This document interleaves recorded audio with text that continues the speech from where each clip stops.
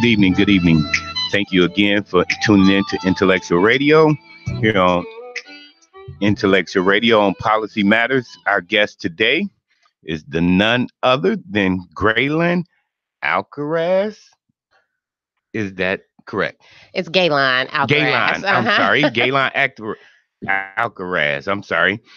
So Gaylon is running for 4th Congressional District, and she's running against an appointed candidate. We're not going to mention his name because we don't want to give him any credit. So I'm just going to go into a brief bio about Gaylon, and she's going to tell us about her positions, the reasons why she's running, and why she's the best choice for that district.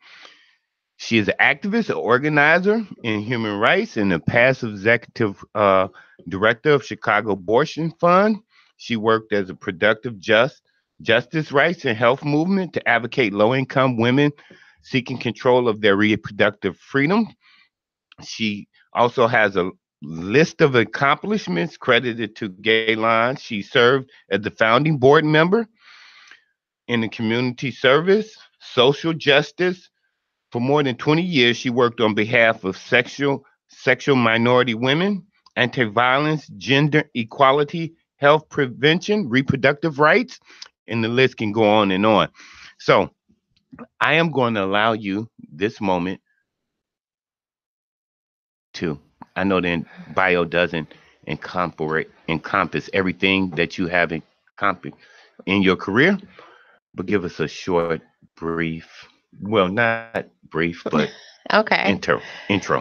So, first of all, thank you for having me on the show this evening. Once again, my name is Gaylon Alcaraz, and I am actually running for Cook County Board of Commissioners in the 4th District. That's the south side of Chicago, and it goes south and then into the south suburbs.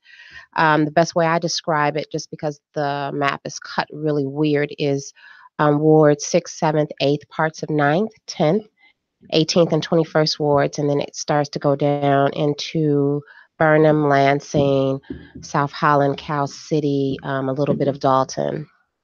And so I have been a community activist for 25, maybe a little bit more, 25 years. And I started my activism, the personal is political. So my affordable housing was threatened, and I went to Metropolitan Tenants Organization to find out what I could do. And they ended up training me to organize the residents in our place where we were living at in Lincoln Park. And from there, we organized, maintained our building and our townhomes in one of the richest neighborhoods in Chicago. And then they began to send me out to other buildings to help organize other residents. And so just going into CHA buildings and HUD buildings and organizing residents around affordable housing is how I actually started. And I tell people, officially, going through the training, that's where that started. But I think my sense of justice has been around for a very long time. I come from a family of strong women, of strong men, and, my grandfather, who just recently passed away in December, came up from the South, escaping racism, and was just very vocal and strong man. And then my grandmother and my mom and so forth, and my aunt. So, knowing what the difference between right and wrong, and knowing when I've been treated unfairly, and wanting to stand up and do something about it, has been going on for a long time. I think that it probably reemerged. I had some glimpse of it in high school. I went to an all white school back in the 80s, Queen of Peace High School in Burbank, Illinois, where we dealt with a lot of racism, because at that time it was only about 30 of us Black girls that were going there, and we dealt with a lot of stuff during that time. But I sat on the Christian Services Committee during my high school years, and we would have to go out and do service jobs. And one of the things that vividly I remember is collecting donations for St. James that was down on like 26th something in Wabash, and we would have to go down. And so it would be, pretty much me. I don't remember any other Black girls in the Christian Service Committee. And then these white girls, and we would go down and, help the poor Black children. And that just kind of stayed with me for a very long time. You just kind of graduate, whatever. But I think my sense of justice kind of reemerged becoming a mother. And, knowing, hearing different things, writing about different things. I became a writing activist. So I was always on a weekly basis sending, when I was pregnant with my second child, sending letters to the editor. That's how I got a lot of writing clips. Just always sending letters to the editor about what was going on in our world and our society and our city, country, and so forth. So, that's, pretty much me. I've, jumped all around to different social justice movements. I ran a non for profit for nearly 10 years, like you said. Around reproductive rights. And then I stepped down to go back to school for my PhD. So I am in my PhD program right now at National Louis University for community psychology. And I am also a consultant, a non-for-profit consultant, have my own consulting firm, and I teach social justice classes at Northeastern. Great. So I'm all over the place. Great. And it says you have the educational experience. You received the BA from DePaul, as well as the MA, and you told us you in the PhD program at National Louis. So tell us twofold why you chose to run for Cook County Commission Okay. and the responsibilities. I think the people really need to know what the job entails, because a lot of times we hear individuals run for office and we really don't know Exactly. what the job entails. So educate the listeners why you chose to run and what's the responsibilities of that particular office and Okay. why it's important. Okay. So I didn't wake up just one day and say I'm going to run for office. For years, people have actually asked me to run just due to my organizing and my activism in Chicago, on behalf of the most marginalized. And so, I've always had that in my ear because people have always been telling me that. However, the the sugar tax fiasco, the beverage tax fiasco, I could say was a catalyst. Um, it just really made, there's things wrong in the district, in our ward, in our city, and so many people talk about it and argue about it on Facebook, and never do anything. And I think with this last presidential election, there has been this emergence of, people across the country, people that you would not have even expected to run for office and actually win. And so, and thinking about all those things, knowing that people are not happy with the representation that we currently have, the lack of leadership, the absence of leadership, and then the sugar tax, all those things was just like kind of a perfect storm, for me to kind of jump in. And I am more than qualified, for this position, and so why not?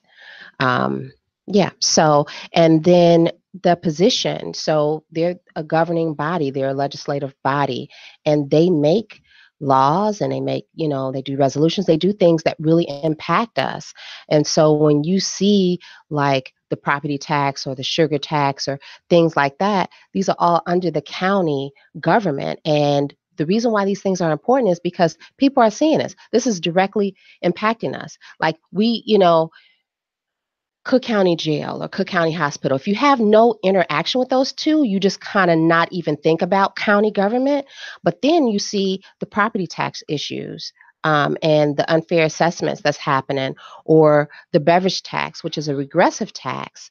And you see those things kind of happening, and it really impacts people, in ways that we don't even think about it. Sometimes we think it's going to take this major thing to, do this backlash to elected officials. And sometimes it's a small thing. I mean, if you look back in the day, you know, people didn't get upset about a lot of Daley's policies, but when he did the parking meters, people were up in arms about that, about the parking Mm. meters. And so I think it's just one of these things, like talking to so many people, and they're like, you know, why with this sugar tax? And I think the other thing, the other key piece to that was it was marketed, it was not transparent. And so that speaks to a bigger issue, transparency and accountability. And people don't trust the process, and they don't trust their elected officials. And so you saw this kind of backlash. And so the county government has the ability to do these regressive taxes and do all these other things that impact people. And so Very much so. We saw everybody up in arms about the sugar tax, and it made people come out and talk about the Cook County government and different things. So you developed the platform. Some key issues that you would like to address within the district. Talk about your key issues. Talk about the budget. Those type of things. okay, so I developed my platform because I come from a community activist framework. I developed my platform actually talking to people. So I didn't come to the table saying, "Hey, these are my things that I'm going to work on." People actually told me these things, and they told me these things when I was out collecting my signatures to get onto the ballot. And so these themes kept coming up. People would say, "I don't know who the incumbent is." Well, that's a civic engagement issue. Or I don't know, what does the county do? That's a civic engagement issue. So civic engagement is one of my platforms. Transparency and accountability is another platform. And so transparency, not being open and upfront and honest about, like, are we actually really in a deficit, or we actually need $200? People didn't believe that. And they never believed it from the beginning, even when they were talking about it's a health benefit for children and childhood obesity, and then accountability. So, you know, people, it was the backlash, right? And then only when it was the backlash and these elections were coming up that they wanted to do the repeal. And I just got a piece of mail today, and it's saying, on it, it's saying the incumbent, actually, Stanley Moore, actually heard the people, and he never was for it from the very beginning, but he actually sponsored the sugar tax, the beverage tax, and he signed it, and he only voted to repeal it based on the backlash, and the election come up. So I developed my platform from actually talking to people and listening to people. That's great, because many times we have elected officials and they get into election and they're too in tune with trying to stay there instead of being engaged with the people. So you must continue to engage with the people, know what the people Exactly. know what the people want. I also remember the beverage tax because it affected my household. I just stopped buying it. I refused to pay for it. And to this day now, I don't pay for it. So think we lost a large amount of economy out of our government A lot of revenue. based upon that. And he was one of those individuals that was for the beverage tax, but they heard the backlash and they felt the cries of the people and knew that they could not get reelected with that tax. Exactly. So he kind of backed off of it. But Exactly. we understood, and it always reminds me of the Laquan McDonald when they signed off on that payout, Hmm. and then they got in front of the people and they said we was misinformed. You weren't misinformed. You was not Hmm. doing your due diligence about the laws that was put in front of you. Right. And so if anybody on the Cook County board that voted for that did they due diligence, they would have known that it was not going to work, especially coming off another tax that the state had just given us. And especially, let's not forget that, um, we're the fourth district is right at the border, of the Indiana border. And so people are going across there not only to buy gas and their cigarettes. Now the beverage, they were going across to buy the beverages, and then while they were over there, they would go grocery shopping. So we're losing a lot of revenue, not only for the county but for the city and the state. Very much so. So, how would you promote? Because there is this movement, there's this huge shift throughout the country, and we see it. Hmm. Women, women, women, women. It's the great thing, greatest thing. We eat talking about equality. There's also a promotion of LBGTQ. Hmm. So we have to find a way to grab them both in the fold. What innovative ways would you do so? Okay. So let's just be clear. Yes, there's women and there's women running, but I think the biggest thing is there's progressive people running because everybody that looks like me or you are not for me or you. And so we can't just say women, we can't just say men or LGBT or whatever the issue is. I think it is progressive. People are tired of the electoral process that's been in place for a very long time, and now with the last presidential election, we're it seems like we're going back to where people have to either hide or not be who they are or be disrespected or be second class citizens or whatever the case may be. So I think that's what we're seeing that's going on across the country is this progressive movement of people that have never ever thought about running, and most of them are women, because studies have shown, there's been articles that it takes women a lot of times to be asked to run for office, whereas ask a man to run for office and he'll usually say right away. But a woman has to think about all these other things. So right now, what we're seeing is this progressive, this shift in this narrative that's happening across the country. And I have been, like I said, community, I always continue to talk about community activism because it's extremely important. That is engaging the community. And so I have always been a person that has been in different movements, in different circles, collaborating and working with a lot of different people. That's what my life has been about. And so, how I get all these people to come together and work is just based on the work that I have already done. I do want to have advisory councils within my district that are, LGBT, women, youth, veterans, advisory councils, because we don't have all the answers. We're in a leadership capacity, but we have to listen to our constituents and we have to listen to the other voices and other thoughts out there to come up with these ideas. Great answers. Great answers. You on the ball. Thank you. You on the ball. So, key components to our community in the fourth district, like many other districts of color, we have a high crime rate. What would you do to address the crime rate, as well as there's a high number of unemployment? Chicago, Cook County has the highest number of uh, unemployment in black men, and I think it's a direct correlation with the crime. What would you do to address the crime, healthcare, and unemployment in that district? Okay.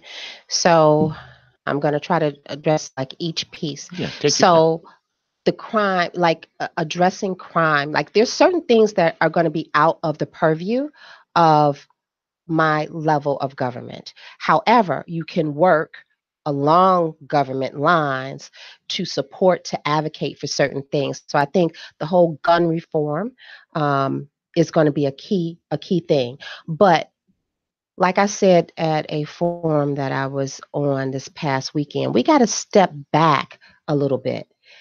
Why are we here? Why are we having to deal with gun reform and this high, unemployment amongst black men and, unemployment in the district and so forth? That is because we have divested from our communities. And that's across all levels of government. The mayor, the governor, in the county, we've taken resources out of our communities. And when you take resources, when you close down schools, when you take away grocery stores, when you take away all these resources, then you're going to see some of the social ills that you're seeing. And until we have a serious conversation about why we got here and be real about how we can move beyond here, then we're going to be stuck here. One of the things they keep talking about in the news is, arming teachers. That's not the answer. Resources are the answer. We weren't here years ago. When I was growing up, there weren't school shootings. So why are we here? And that's critical. You said some critical things. And I always say this: if we have in each resident in Chicago, Cook County, we have almost about 8 levels of government. If you break it down from the governor, lieutenant governor, mayor, alderman, state rep, state senate, Right. county commissioner, county board president, you know, U.S. rep. That's almost 8 levels. So if all of those units of government is working collectively for the betterment of our communities wouldn't look like that. Right. You said it. You Right. said it. And that's key. We wouldn't have food deserts. One of the things that's always shocking, and we hear this, this narrative, we got this big movement about, you know, army teachers, and we got a movement regarding people marching on Capitol Hill, 17 shot down in Florida. And I sympathize with anybody that gets shot. However, those numbers are in our community every summer. Every summer. The other thing, we don't shoot up schools. We just shoot up corners, right? We don't shoot up schools. So you don't hear school shootings in black community. I don't know what's the statistical information about that and why we don't do it, but they need to look at our school systems and what we think about schools and why we're not doing it and why some culturally other communities are. However, you also said about the resources being stripped: schools, mental health facilities, grocery stores, Right. you know, so that plays a big part. How would you bring, because county has a lot of money, it's a government within the inside of a government, which is very unique here in Chicago, Illinois.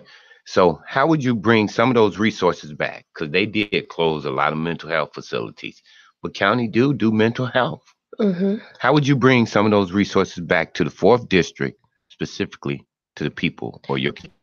So, the first thing that I want to say is that I am a progressive and an independent with very progressive values. So, that means I think outside the box and I think about things in a creative way. I'm also a researcher, so I'm in my PhD program. So, I look at theory and practice on a daily basis.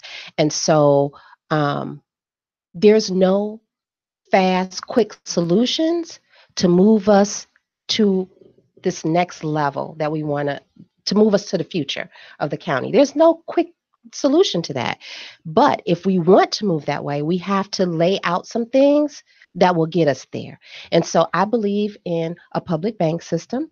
I think that that is a great way for us to bring revenue back into our county and into our government. It has worked. You can look up North Dakota.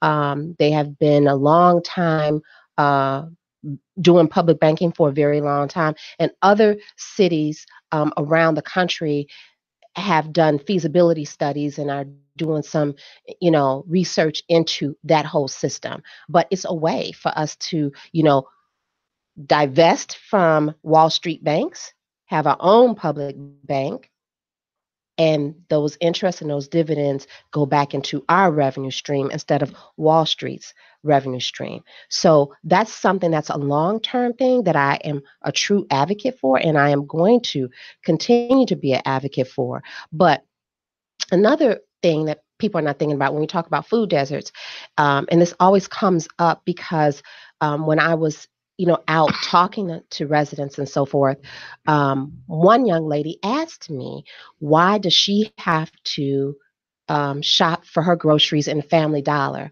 That's unacceptable in this society that we live in. When I go to the north side, there's tons of resources. You can't even count them. But this person doesn't even have a grocery store.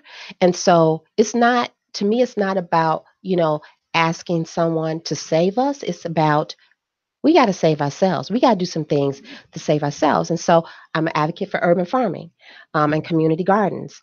And so that'll be, that would have a couple of, benefits. Number one, obviously adding fresh fruits and vegetables to these communities that are dire and needed. But number two, internships and work opportunities for young people. And it could be intergenerational type of training. So you have a lot of older people that actually grow in their gardens in the back of their house. These could be people that come in and train young people. And so then you have this ability to sell, the things that we grow in the communities. So that's another way to, bring in some income to deal with, kill two birds with one stone. Have like a lot of solutions in this one thing. It's very progressive. We don't kind of think about that.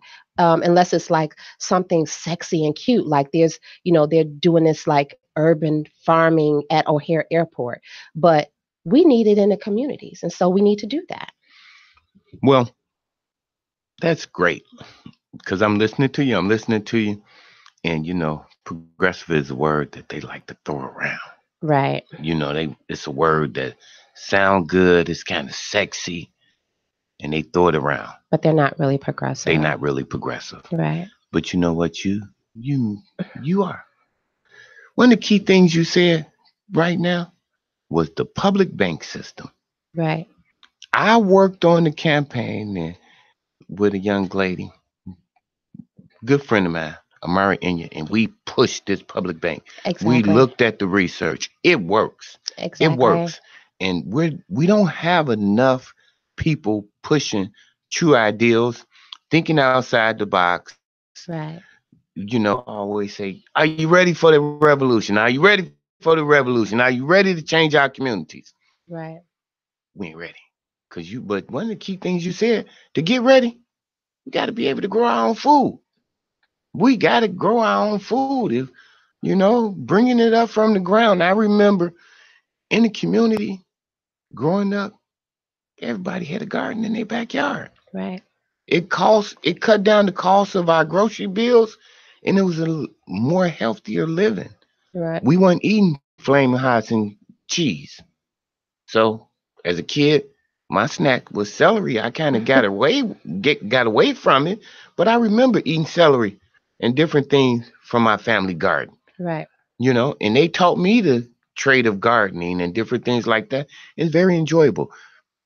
And Miss Enya's, her writing in Chicago Was Not Broke is, that's where I get a lot of that information from, and then went off and did my own research on it as well. And that book could easily be entitled "The County Is Not Broke." Chicago is not broke. The state is not broke. I mean, this is a narrative that's being fed to us.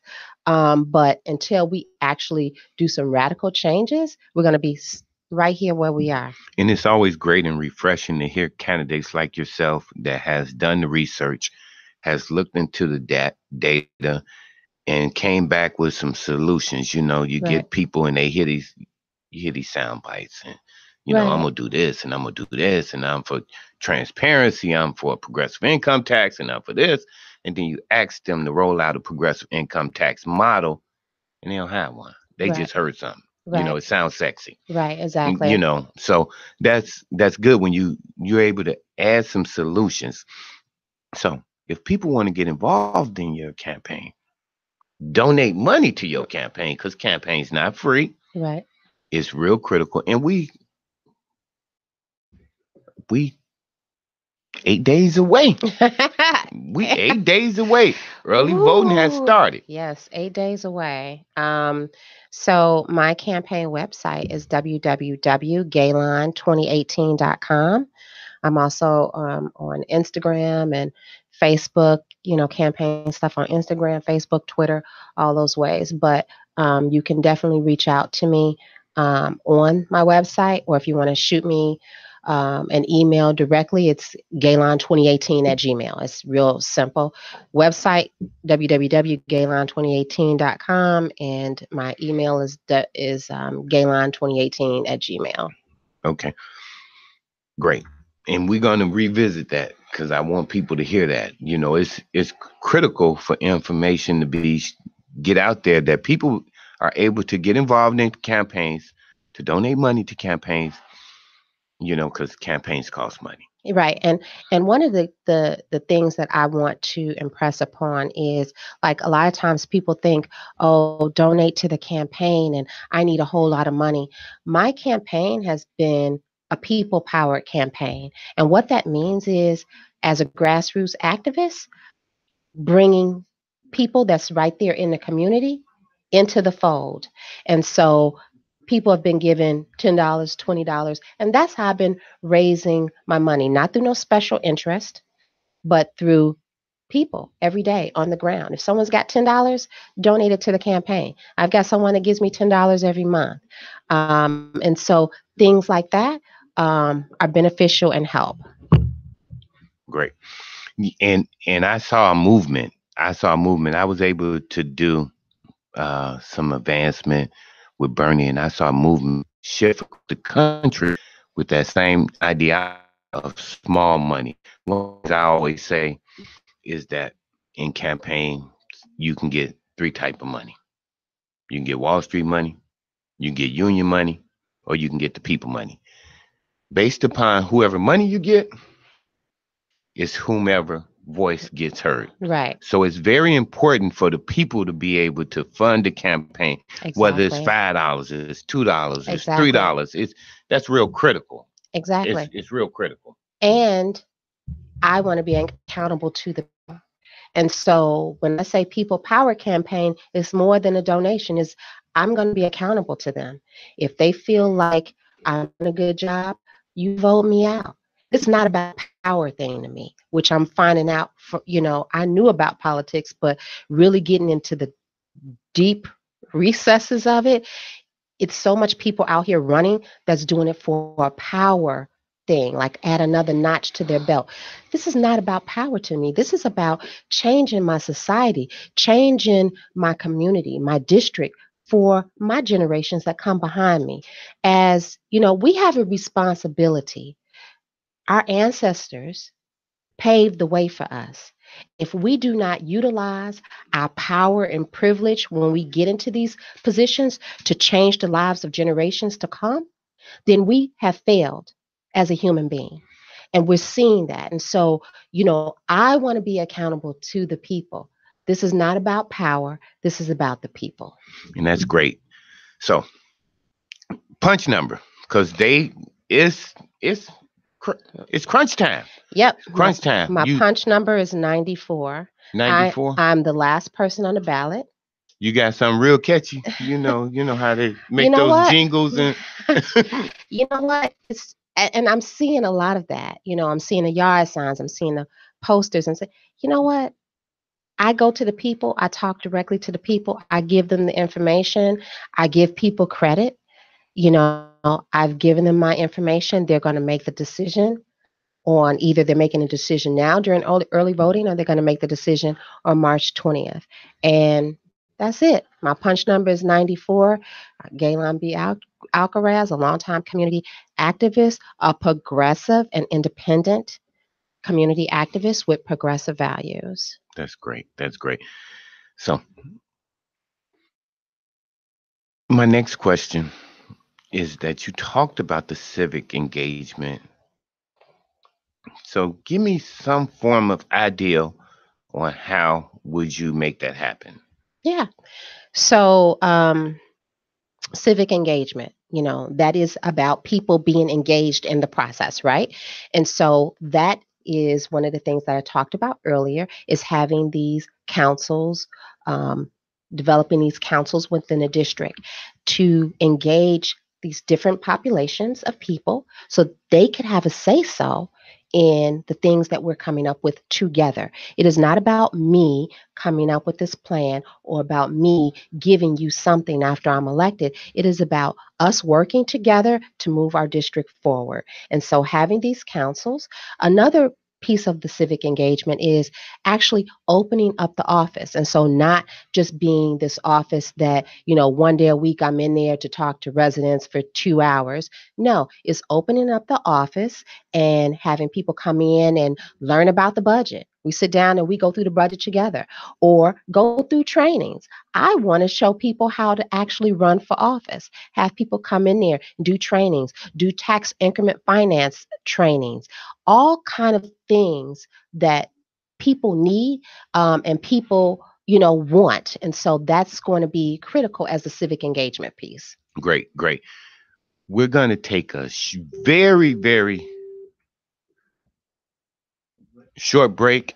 We're going to come right back. We're going to have another guest who I think brings some insight into this. Thank you. Yeah. You want to go? Thank you.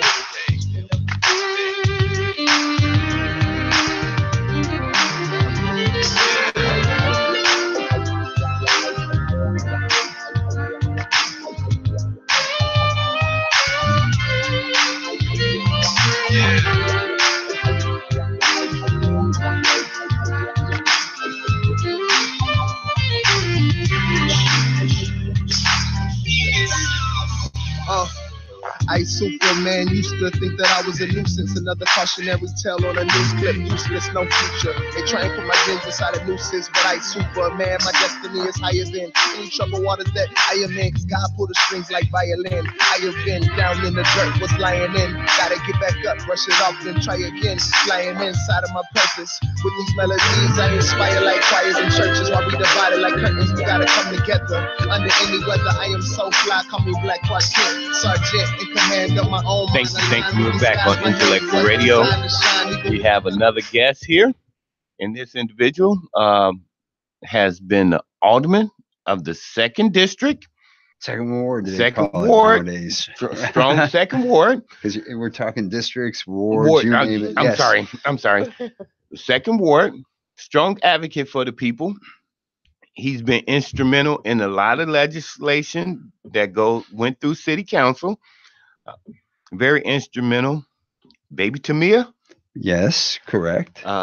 You also found the lawyers to help fight the red light cameras, yes, right? Absolutely. That's right. So you have been a long vocal voice for the people. Thank you. Right.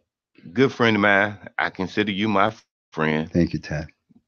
Bob Fioretti, who is running for Cook County Board President. Correct. Shoot. Go ahead. Well, and thank you for letting me be here. And of course, I'm running late with my good friend candidate over here from the soon-to-be 4th District. But yeah, I'm running because it's time for change in Cook County. My career as an alderman, I'm bringing to the forefront a skill set that has been devoid of what happens in this board, especially from this individual who now runs the Cook County Board herself. 8 years ago, we all voted for one thing. We voted for change. And what did we get? We were hoping to have a reformer, a tax cutter, somebody to make sure we live within our budget. And what did we get? We got the same old thing. We got a political insider who uses with her good friend Joe Barrios to use power, money, influence, endorsements for themselves and not for the people of the county of Cook. And I'm running because as a taxpayer, I'm fed up. I grew up in the city of Chicago. I was born here, born on the far south side in the Rose neighborhood and in the Roseland Hospital. And also in the Pullman neighborhood, I lived for quite a while, and I live on the west side now. They don't really call it the west side. As things get to be gentrified, as people are getting pushed out of the city and the county, they call it the West Loop. I'm over on Ashland and Jackson area. But I'm running, my last name is Fioretti. Fioretti means little flower. And why? It's an Italian word, because my grandfather was abandoned in a field of little flowers outside of an orphanage. So he was raised there. My dad was born in Italy. They immigrated here. They settled in the Roseland Pullman neighborhood. And I learned my values there. I learned how to work hard, try to get a good education, and give back to the community. But, we're in tough times here in this county, and things are really tight, to say the least. People are being pushed out because of a discriminatory property tax system, which has racial impacts, especially on the South and West sides. When I say West and South sides, I also mean the suburbs. The impact, we're overassessed by $500. And Joe Barrios and Tony Preckwinkle knew on day one when they walked into office 8 years ago, they had a report that talked about accountability, transparency, and problems with the system. They waited for 8 years. And when I was in the city council, I raised a whole host of issues on the property tax system, one of which was, why do we always have to hire a lawyer to get a reduction? And of course, we can always talk about the famous people who have reductions and great lawyers. We can talk about, what's his name, Donald something or other Trump. 45. 45, yes, who has a lawyer in the city council, and he gets a reduction in his property tax rolls. And what do we get? We get an increase. So I'm running for a lot of reasons. Right. You said there was only a few. Yeah, you said a lot, and I think Grayline said a lot. One of the keys you said is that this is no more than systematic racism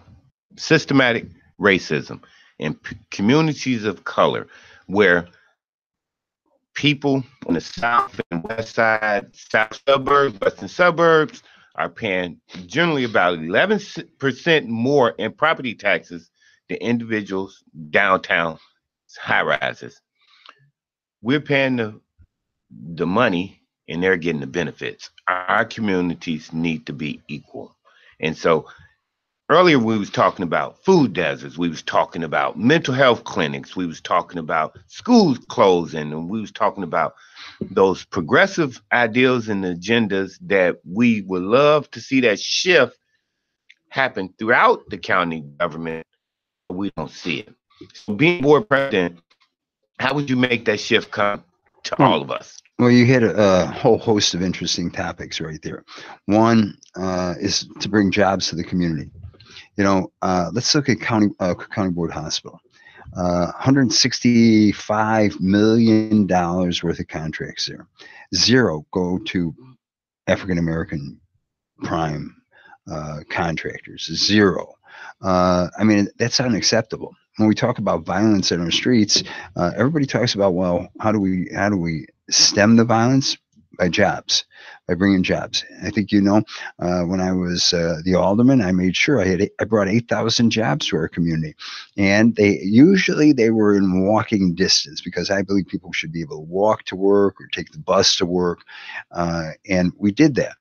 And, when we talk about school closings, I was the only alderman who stood up against all the school closings. When we talk about police accountability, I talked in my first year about diversity in it. And all my colleagues said, no, you can't be talking about that. Well, this is what we should have been doing. If we were doing it in 07 and 08, probably half of the problems we have now would not have existed. I do believe that by bringing jobs in, and my first order of business is to reform the tax structure. This phony study that came out a few weeks ago that the county board president who selected, she decided who should be in the room to talk about it, only talked about one aspect, residential. It didn't talk about the commercial, which is where we are getting squeezed and choked on what happens, or the industrial. Let's take an example, Sears Tower. If Sears Tower was properly assessed, they'd be paying $40 million more in taxes. $40 million. in some areas, they can buy a neighborhood with the kind of taxes. Let's talk about what Toni Preckwinkle did recently with her one rep, Christian Mitchell, and through the state senator, Dan Biss. They rushed through a bill only affecting Cook County that instead of waiting for if you don't pay your taxes within a 2-year period, they can be sold right away. She shortened the period. It was her bill to 90 days. So our bills were just recently due. And within 90 days, if you haven't paid them, guess what? They can be sold. And that impacts on poor and working class people, especially people that have a problem out there, people that didn't know that they were something happened, a medical problem, especially. I mean, I see the insiders making more and more money off of the poor, the working class in this county. So you said about contracts. How would you equal it, make it transparent, equal? I believe the contract should be based upon the racial breakdown of the community of the city. If it's 11% black, 11% should go this place. And how would you transform that? I know you have been a leader in progressive issues and transparency throughout your career. How would you reform that? Well, one thing I think I'd probably, the 20-some percent, 25, 26% should not be looked at as a ceiling. That should just be a floor, especially in our communities of color that are being affected more than anything else. So I would try to raise that up at this point, and I would move forward and see what we need to do. Really, there's no excuse. There is no excuse for what we see, that contracts haven't been given to the black community. It is almost like she's turned her back on the black community. So that's the problem I see. Great. So we got a short window of time. Uh-oh. Short window of time. I'm going to give you guys a couple minutes each. Break it down. Punch number. Get involved in the campaign. Go ahead. My name is Gaylan B. Alcaraz, and like I said at the beginning of the show, I am running because of ineffective and absent leadership. We deserve better. Our county deserves better. Our district deserves better. I am the most qualified candidate running, and I am looking for volunteers all the time and other resources such as financial. You can reach out to me on my website, www.gayline2018.com, or shoot me an email, gayline2018@gmail. My punch number is 94. I am the last one on that ballot. Thank you. Nice. I like that. My name is Bob Fioretti, and I'm running. As I said, 8 years ago, we voted for change, and we got another. We got the same old thing.